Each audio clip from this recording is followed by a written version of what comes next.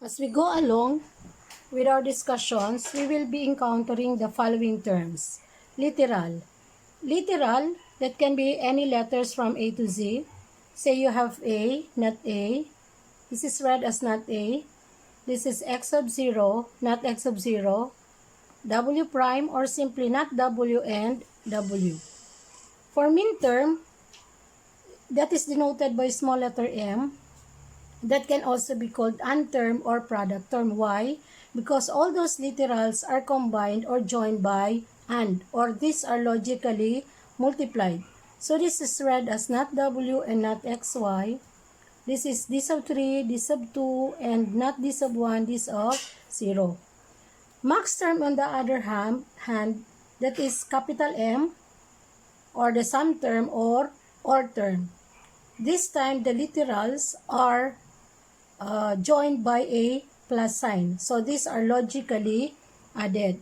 So you will notice if this is the minterm, if I'm going to get the equivalent maxterm of this particular minterm, that will now be W plus X plus not Y. So we're going to discuss it later. Next is sum of minterm. You will notice in sum of minterm, all literals, I mean all minterms, have the same number of literals. They are all ABC, ABC, ABC. Same thing with the product of maxterm, ABC, ABC.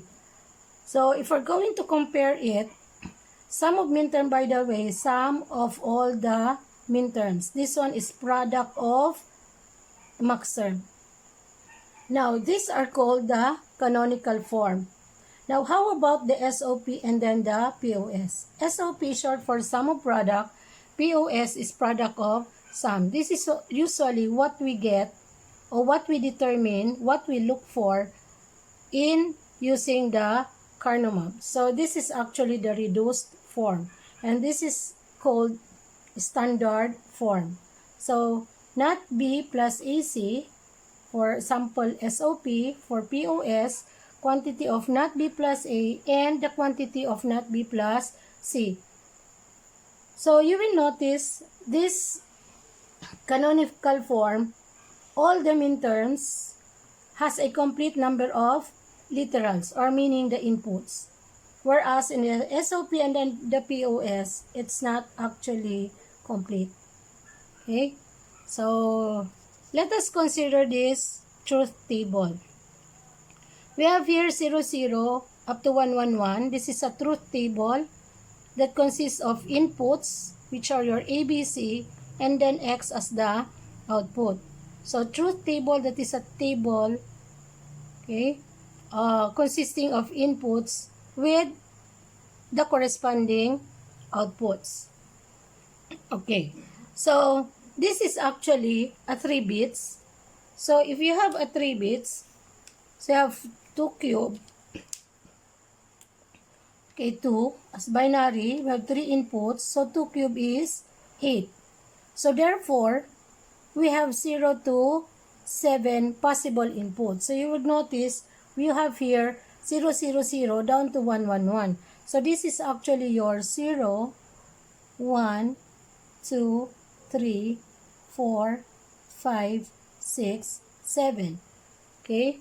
So, why is this 1, 1? Take note, remember the place value. This is 2 to the 0, 2 to the 1, 2 squared. So, this is any number raised to 0, that is 1. 2 to the 1 is 2, 2 squared is 4. So, to get 5, you add 4 and 1. So, 4 plus 1 is 5. For 7, we have 4 plus 2 plus 1, you have 7. Why is this 3? That is 1 plus 2. Okay, so 1 plus 2 is 3. Okay, so we have here the minterm and then the maxterm column. Okay, so when you say minterm, these are denoted by symbols small m and this sigma. Minterm, when you say minterm, the normal value is 1. Whereas in a maxterm, denoted by capital M and then the pi, 0 as the normal value. What does it mean? Say for example, you can actually get all the minterms of these inputs. But then, we're going to get only the minterms of those inputs whose output is 1. Okay? So, example, we have here, when the input is 0, the output will be 1. Okay? So, to get the minterm, the normal value is 1. So, since this one is column A, column B, column C. Since that is 0, the A is 0, so therefore that is not A, this will be not B, and not C. Take note, minterm is an AND term that is joined by AND or logically ANDed. For the B, we have not A, not B, and C. For 4, we have A, not B, and not C. For 5, we have A, not B, because that is 0, C, because that's 1. Here, all are 1, so therefore that is A, B, C.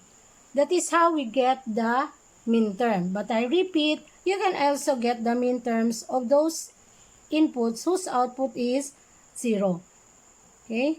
So, how about the maxterm? For the maxterm, the normal value is 0. So, this time, I opted to get the maxterm of inputs whose output is 0. Okay? So, this time, maxterm is a sum term or OR term. Literals are joined by a plus sign. So, in here, since that is 0, that is also 0, this will now be A, 1, that's opposite, not B, plus C. This one is 0, so therefore that is A, plus not B, because that's 1, not C, because that's 1. Here, 1, 1, 0, 1, 0 here opposite, so therefore that is not A, plus not B, plus C. So that is now that is now the equivalent maxterms of these particular inputs. Okay, so how are we going to get the sum of minterm? So for the sum of minterm,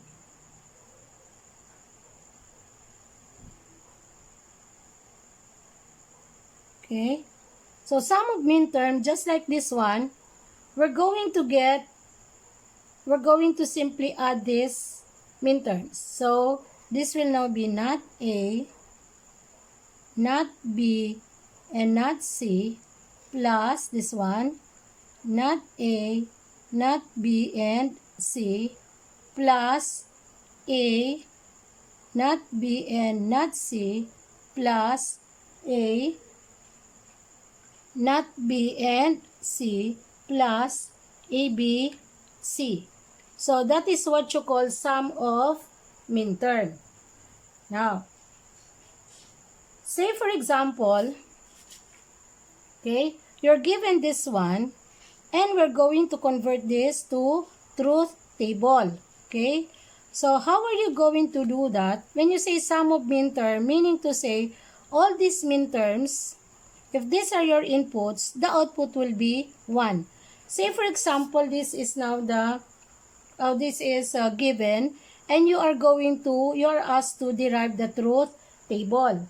So what you're going to do is, you simply convert all these minterms into its binary form.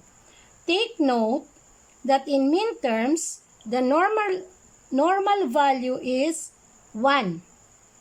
So meaning, since that is inverted, therefore that is 0. Same thing with this one and that one. Now again, not A, and since that's not not A, therefore that is 0. This is also 0. Now since C has no inverter, and in minterm the normal value is 1, so therefore this is 1. This would be 1, 0, 0. This will be 1, 0, 1. That will be 1, 1, 1. Meaning to say, if I'm going to get the truth table or derive the truth table out of this function, I'll be writing down ABC from 0 to 7, that one. Okay? Then, when my inputs are 0, 0, 0, 0, 0, 0, the output will be 1. If my input is 0, 0, 1, 0, 0, 1, the output is 1, 1, 0, 0, the output is 1, 101, the output is 1, 111, the output is 1. So, meaning to say, you can actually derive this with one another. So, given this one, you can derive the truth table. From the truth table, you can also derive this one. Okay? So, this is your sum of minterms. So, meaning to say, both are equal. Then next, if I'm going to convert this to decimal, this would be using the code 1, 2, 4. So, this would be 0. This would be 1. 1, 2, 4. This would be 4. 1, 2, 4. That would be 5. 1, 2, 4. That would be 7. So, meaning to say, I could rewrite this as a function of ABC. Okay. Then, I'm going to use the symbol, the sigma. Okay. I'm going to write the numbers inside the parentheses. So, this will be 0, 1, 4, 5, 7. Okay. So, these three are actually the same. Okay. So, if I'm going to convert this into truth table, I'll simply have an output of 1 for all these inputs. So, example, you have here 0. So, if my input is 0, the output is 1. If my input is 1, the output is 1. If my input is 4, the output is 1, 5, 1, 7, 1. Okay? Another way to do that, you can also have it as, just like in here, you can actually have it as, okay, you can have it as minterm 0 plus minterm 1 plus minterm 4 plus minterm 5 plus minterm 7. So, all these four, okay, 4 different formats are actually mean the same. Okay. So, next is the maxterm. So, for maxterm, we call it we get the product of maxterm. So, let's call it as X, product of maxterm. Product of maxterm. Take note, this is sum of minterms. In here, we get the product of maxterm. So, to get the product of maxterm, we simply logically multiply these 3 terms. So, let me rewrite it. That is A plus not B, C. Okay. And, or times, logically multiplied A plus not B plus not C. And then this one, we have not A plus not B plus C. Again, since this is product of maxterm, the normal value is 0. So, therefore, this is 0. Since this is inverted, this is 1. This is 0. Okay. This is 0, normal. Invert of 0 is 1, meaning opposite. And then, this will also be 1. Here, we have 1, 1, since that's inverted, not inverted, so therefore, this is 0. Okay? So, when my input is 0, 1, 0, meaning the output is 0. So 0, 1, 0, you will notice the output is 0. If that is 0, 1, 1, 0, 1, 1, 0 is 0. Okay? So, if we convert this again, same thing in decimal, this is 1, 2, 4. So, this would be 2. This would be 1, 2. 1 plus 2 is 3. 1, 2, 4. 4 plus 2 is 6. So, I could rewrite it as maxterm of 2 and maxterm of 3, maxterm of 6.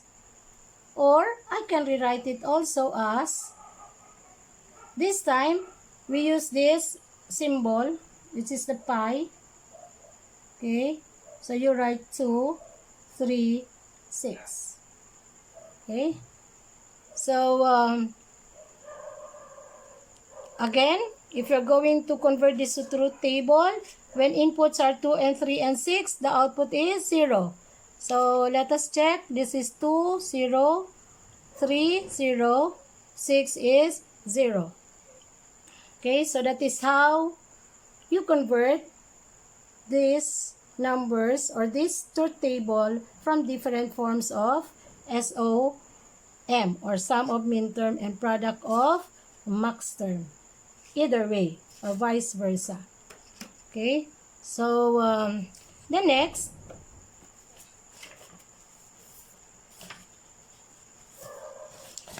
okay, so what if we're given this problem? Okay, so where we are being asked to express the Boolean function x is equal to not b plus ac to sum of minterm and then product of maxterm.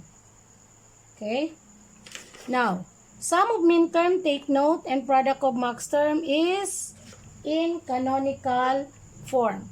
Okay, let's try to solve the problem. Okay, so we have here originally x is equal to not b plus ac. So we're going to get now, this time, you have here, we're going to get this type of answer. Okay, so it should be ABC, ABC. Now, in math, take note, you may add something to the equation or to the formula provided the meaning does not change. So, if I multiply not b, okay, if I multiply not b by 1, did I change the meaning of this expression? Not b and 1 is still not b. So, practically, that is still the same. Okay? Now, you try to recall the Boolean algebra. In Boolean algebra, okay, you recall, in Boolean algebra, we have, it says there that a plus not a is equal to 1. 1 plus a is equal to 1. Okay? Take note, we have to derive here ABC, ABC. So, in this expression, we lack a and c. Here, we lack b. So, therefore, between the two equations, we're going to use the first one. Okay? Now, since this lacks a, therefore, we're going to replace 1 by a plus not a.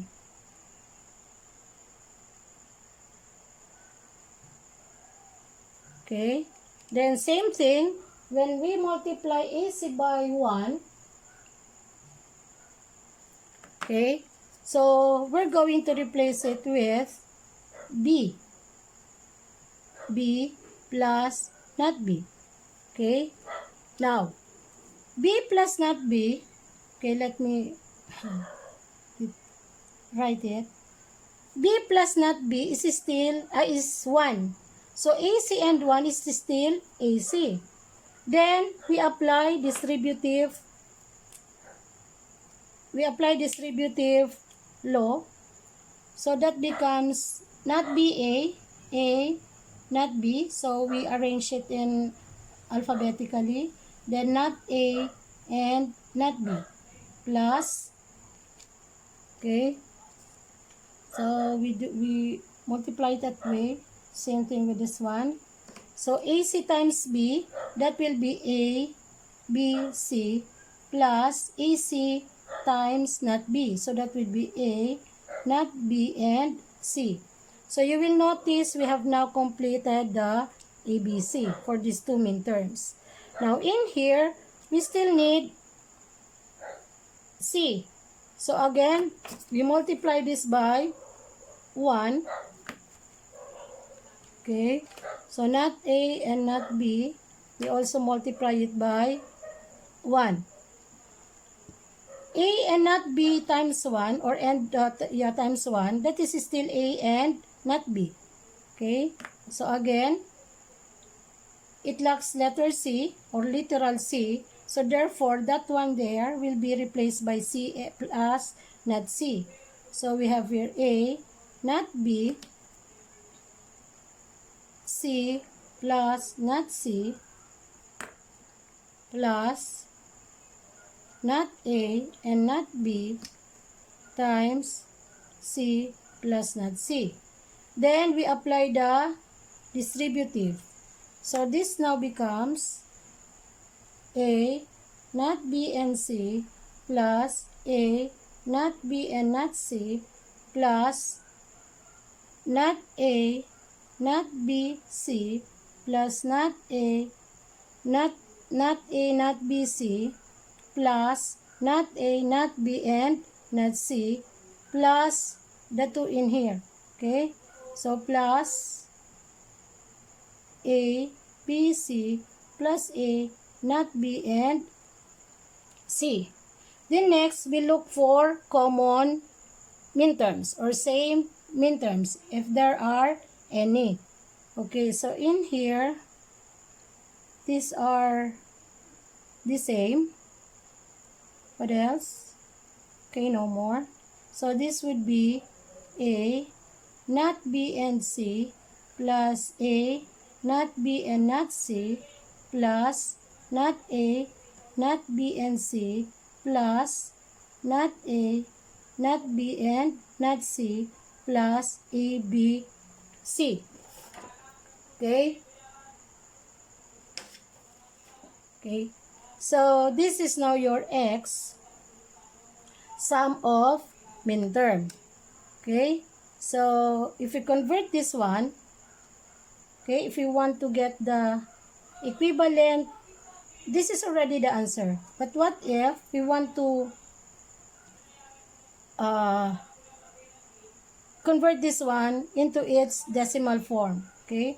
So again, since this is minterm, the normal value is 1. So since this is in normal form, which is A, this would be 1. This would be 0 because this is inverted. This is 1. This is 1, 0, 0. This is 0, 0, 1. This is 0, 0, 0. This is 1, 1, 1. So we convert this to decimal again using 1, 2, 4 code. So this would be 5, 4, 1, 0, and 7. Again, this can be rewritten as 0, 1, 4, 5, and 7. Okay? Now, let us check. Okay, let us compare it with the previous discussion. So, you would notice we have here. Okay? So, we have here. Okay? So, we have here. This one is, okay? So, we have here, if you compare, okay, let me fold this one for you to be able to see it. Okay? Okay? So, we have here we have here not A, not B, and not C. Here. Not A, not B, C. Here. A, not B, and not C. This one. A, not B, and C. And then A, B, C. Okay. So we have here. This one. We have 0, 1, 4, 5, 7. Okay. We have here 0, 1, 4, 5, 7. We have also here 0, 1, 4, 5, 7. Okay. So, you will notice this is the sum of midterm. This is now your SOP. Take note, this is SOP. This is sum of midterm. So, this is now the reduced form. So, you will notice from the reduced form or from the SOP, we can actually derive the sum of midterm. Later, we will be deriving the SOP from the sum of midterm. Okay? So, the next, we have the product of maxterm. Okay? So, for the product of maxterm,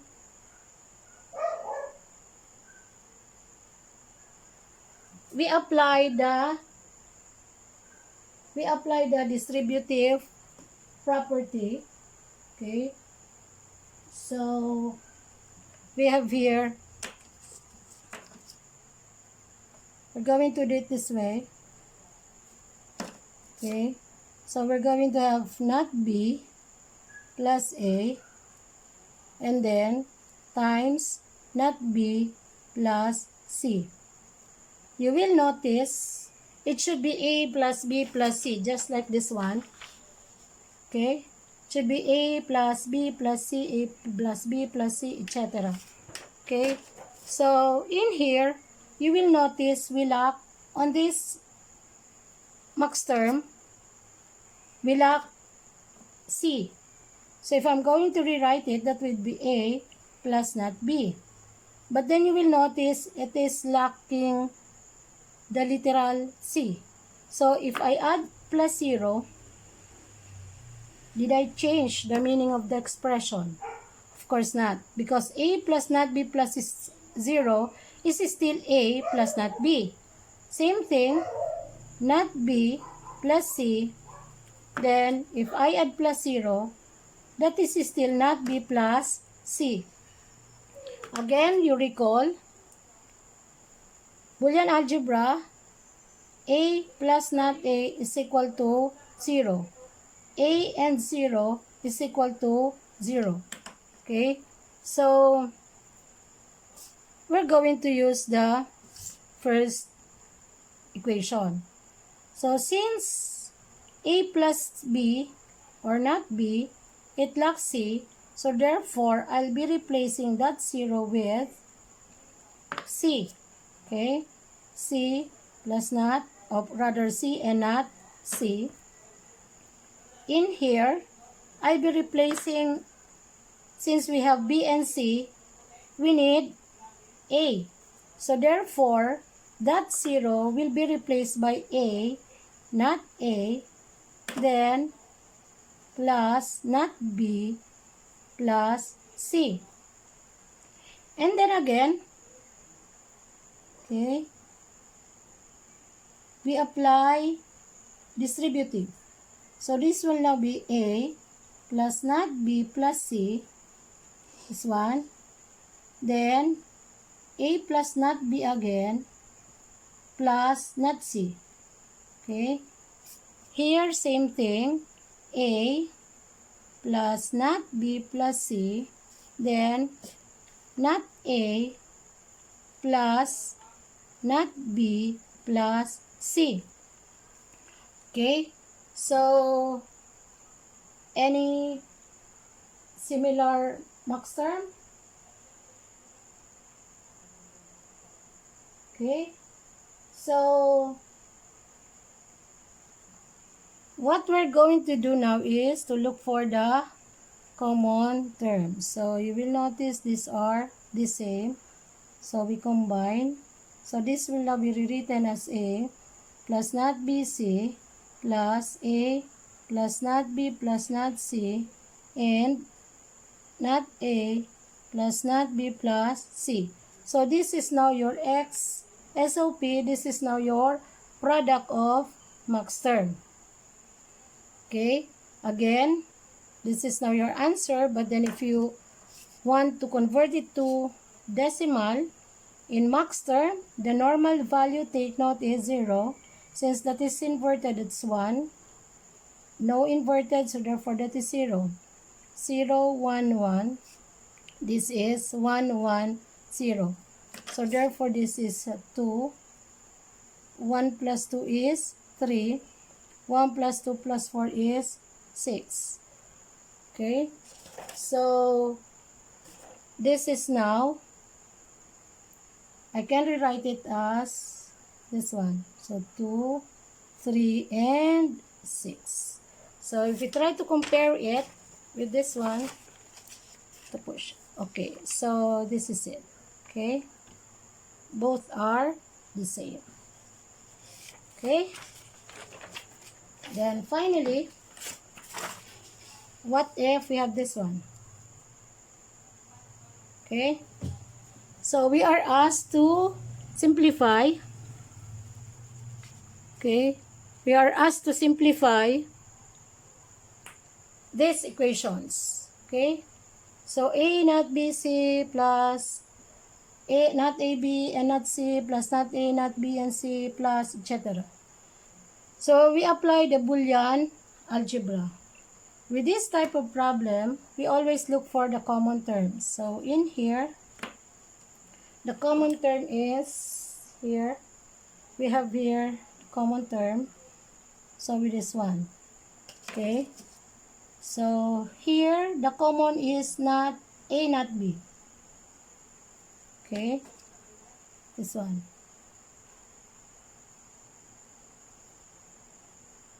Okay. So, A not B and C, A not B and C divided by A not B, so that will be cancelled out. So, the remaining would be C. Okay? So, this would be A not B, C plus not C. Then, in here, we have not A and not B. Okay? Not A and not B, C divided by not A and not B is C plus not A and not B, not C divided by not A and not B is not Z. Okay? Plus, of course, you have A, B, C. Then next is C plus not C is, this is 1. Okay? So, therefore, this is A not B times 1 plus not A and not B. C plus not C is 1 plus ABC. Then A not B times 1 is A not B plus not A and not B and 1 is not A and not B plus ABC. Okay. So in here, you will notice there is a common term which is not B. Again, we factor it out. So, not B, A and not B divided by not B is A. Not A and not B divided by not B is not A. Plus A, B, C. Again, A plus not A is 1. Okay. Plus A, B, C. So, we have here not B plus A, B, C. Now, you recall, okay,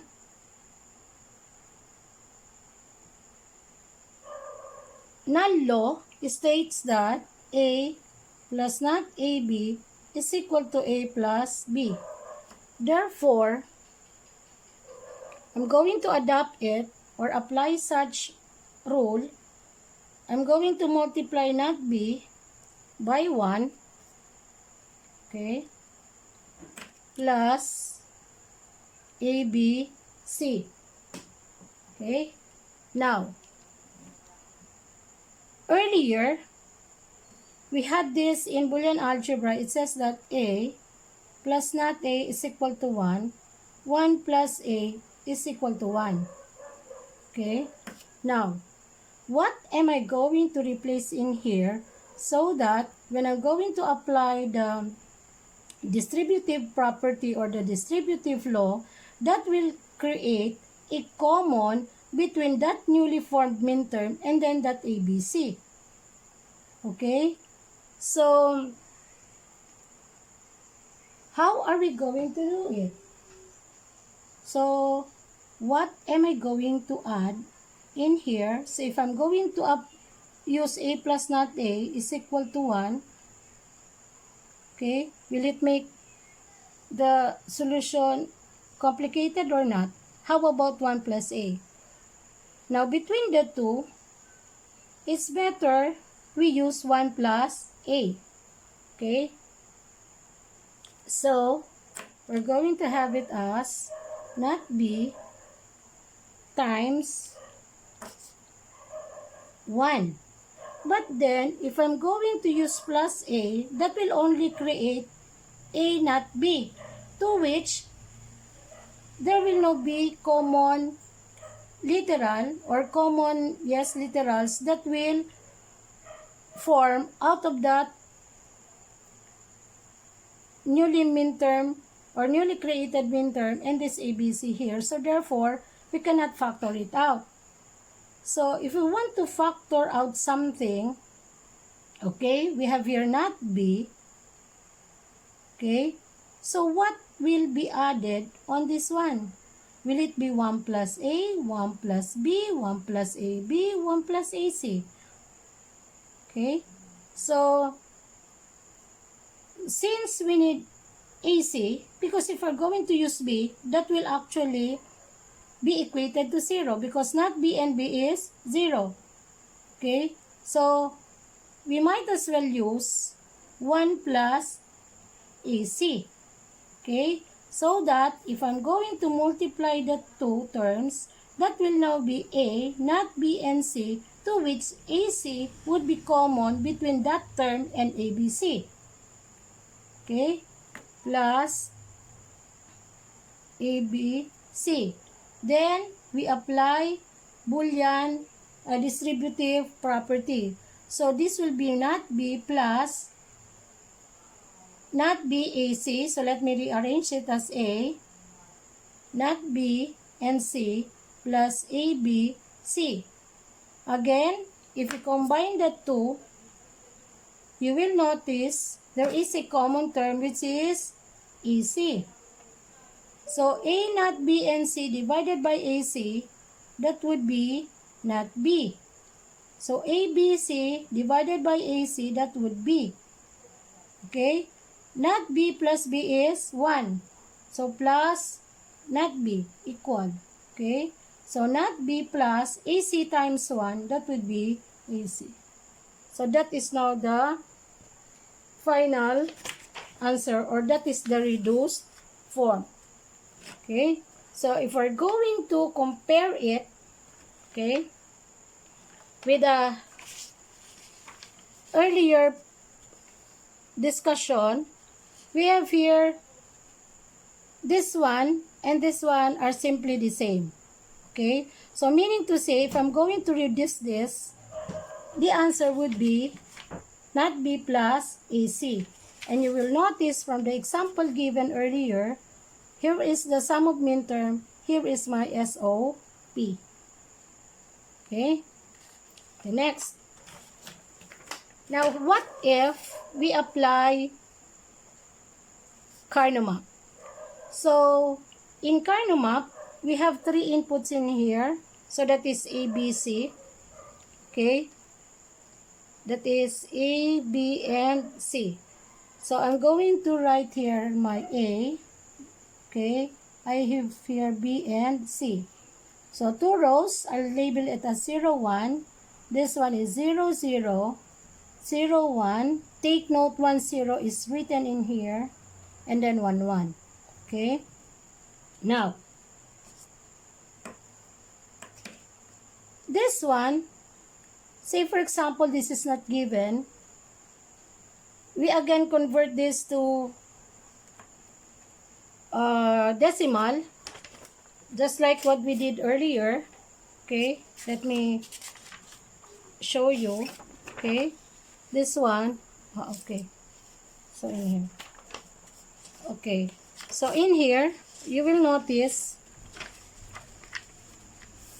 Okay, so we have here A, not B, not A, not B, not C.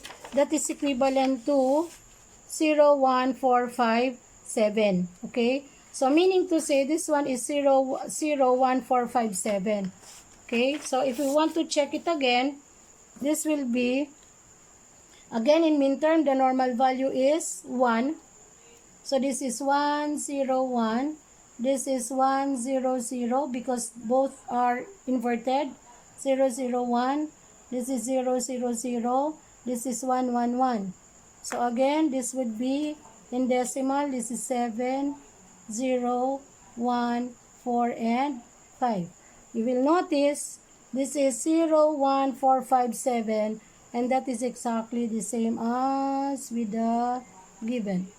Okay, now, so how am I going to reduce this one using the Karnaugh map? Okay, now since I wrote my most significant bit, take note this is my most significant bit. Why? Why most significant bit? Remember, this is 2 to the 0, 2, 1, 2 squared. So, this A has the highest value. So, therefore, that is the most significant bit. A is the most significant bit.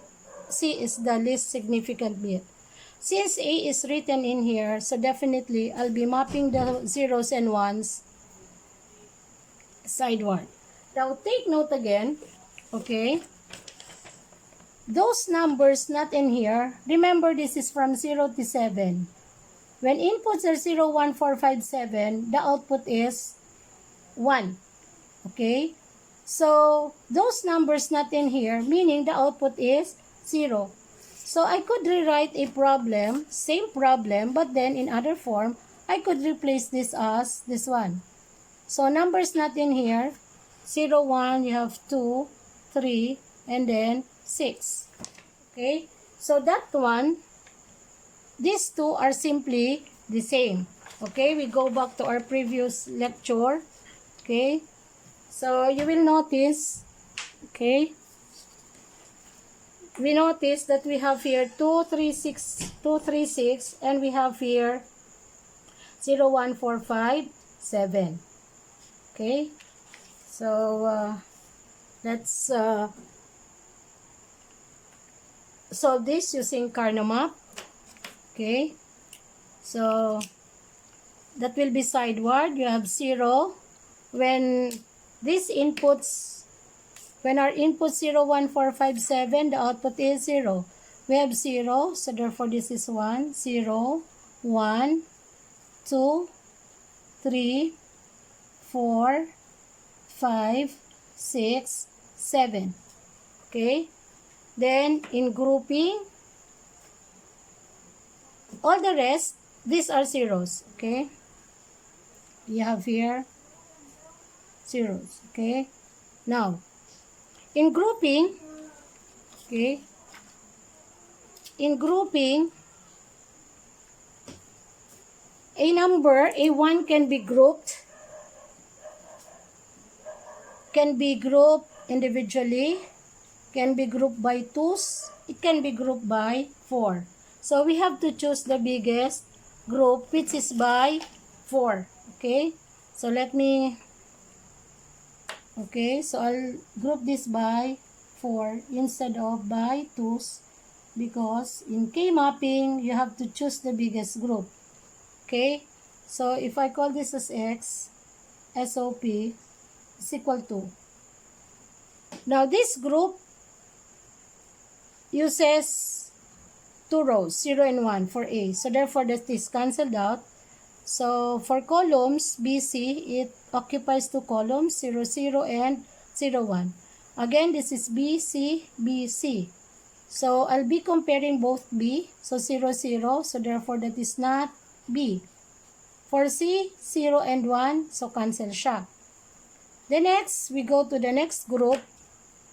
my 1 in here, instead of grouping it by 1, so I'll group it in here. So that makes it 2, or pair.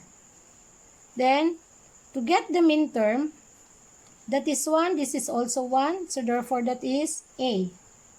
Okay? On top, we have 0, 1, and 1, 1. B, C, B, C. B, B. 0, 1, cancel. 1, 1 is C. Okay? So you will notice we have not B plus AC. We have also not B plus AC in here. Okay? So, okay. So if you're going to look at this, we have here not B plus AC. We have also not B plus AC in here. Okay? So, how about the POS? For the POS, when you say POS, you group all the zeros. Again, this can be grouped this way.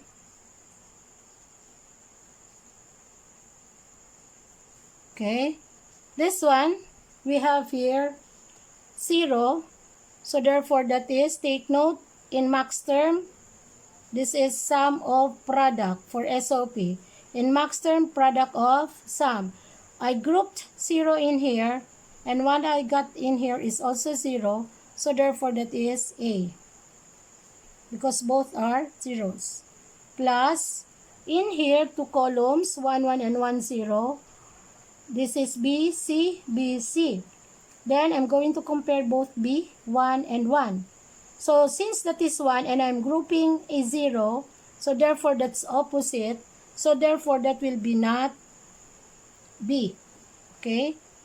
Open and close parentheses. Okay? So, 1, 0 cancel. So, that's only A plus, not B. The next is the other one. So, how am I going to group the 0 in here? So, again, it will also be grouped by 2's. Okay? So, again, this group here occupies 2 rows for A, 0 and 1. So, therefore, this is cancelled. Here, B, C. B is 1. So, therefore, that is B is 1. And I am grouping 0. That's opposite. So, therefore, that is not B. Plus, I have 0 here. This is also 0. So, therefore, remember this is B, this is C. Okay? So, therefore, this is C, 0. That would be plus C. Because this is 0, this is also 0. Take note, in maxterm, the normal value is 0. Okay? So, if we compare it again with the discussion earlier, okay? Let me show you. Okay? So, you would notice this is not B plus A. Okay? We have here not B plus A. And then, not B plus C. Same as this one. Okay?